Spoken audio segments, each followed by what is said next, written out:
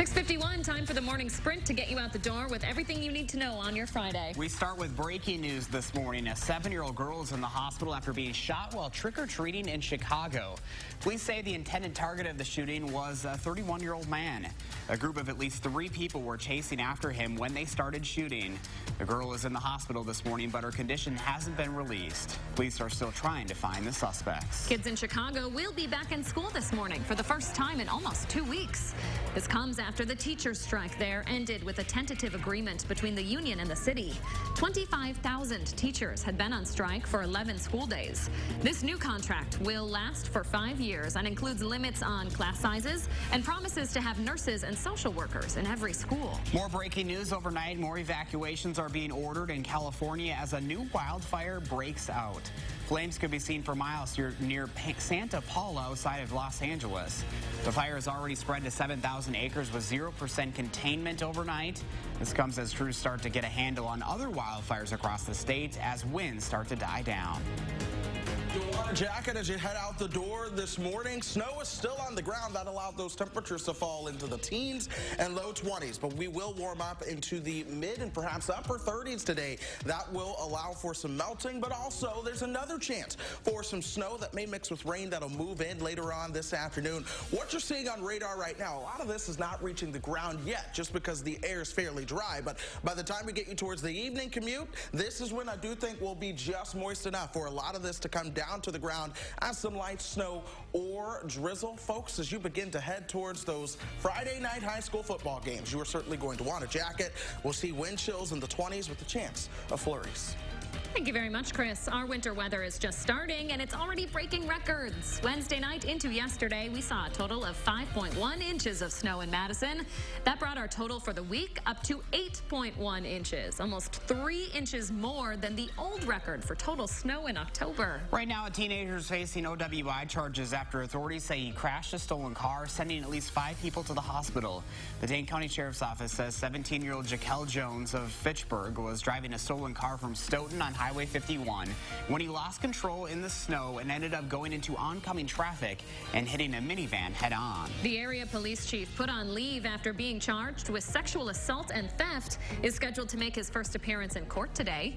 Richland Center Police Chief Lucas Clements faces misdemeanor charges of 4th-degree sexual assault and theft after a bartender says he touched her inappropriately and stole her tips. Clements denies some of the contact but claims other parts are mutual. Governor Evers is making sure the lives lost on 9/11 are never forgotten. He signed a bill in Kewaskum establishing the 9/11 Memorial Highway. It's a portion of State Highway 28 between I-41 in Dodge County and Highway 144 in Washington County. The renaming of the highway comes as a 9/11 Memorial Education Center is being built in Kewaskum. Sun Prairie's only post office will soon be designated as the Fire Captain Corey Barr Post Office in honor of the fallen firefighter. President Trump signed legislation approving that name change just yesterday. The legislation to rename the post office was reintroduced by Senators Ron Johnson and Tammy Baldwin and the entire Wisconsin congressional delegation led by Congressman Mark Pocan.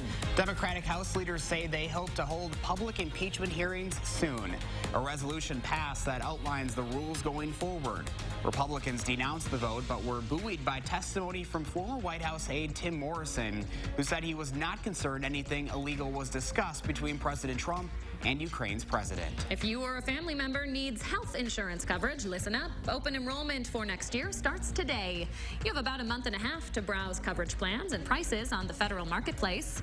If you don't have insurance, you do need to sign up for a plan by December 15th in order to have coverage starting on January 1st. If you miss that cutoff, you won't be able to get covered unless you qualify for a special enrollment period. The east side of Madison is getting ready to host a big celebration later this afternoon. That's when the fully renovated, remodeled Garter feed mill opens up. And only we are inside this morning getting a first look. Check out this space. This project has been a long time coming. After 2 decades of neglect and decay, the mill has been remodeled, re-energized. It has 11 local tenants. Ian's Pizza and Calliope Ice Cream opened earlier this summer. And this afternoon, the final 4 businesses, Surya Cafe, Kosha Wellness Spa, Perennial Yoga, and Ledger Coffee will all officially open their doors. At the open house, Garver's tenants will show off their products and services, offer special deals and giveaways. The event is free. You can pre-register on the link on our website, channel3000.com. Christina, thank you. Aaron Rodgers might be getting one of his favorite targets back this weekend.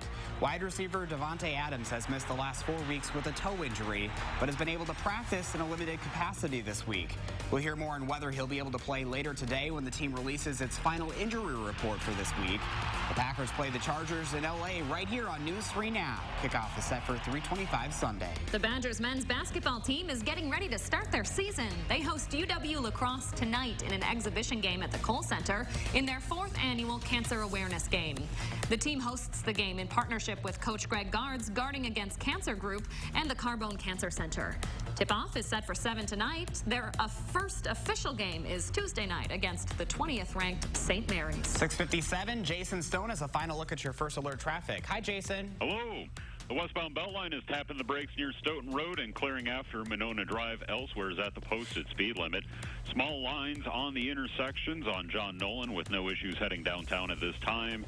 And there's a disabled vehicle on the southbound interstate between Janesville and Beloit blocking the right shoulder. Expect to tap the brakes near that incident. With your First Alert traffic, I'm Jason Stone. Jason, thank you. And we're going to continue to watch the skies as we head through today. Temperatures will warm up from the 20s into the mid-30s by lunch with those clouds on the increase.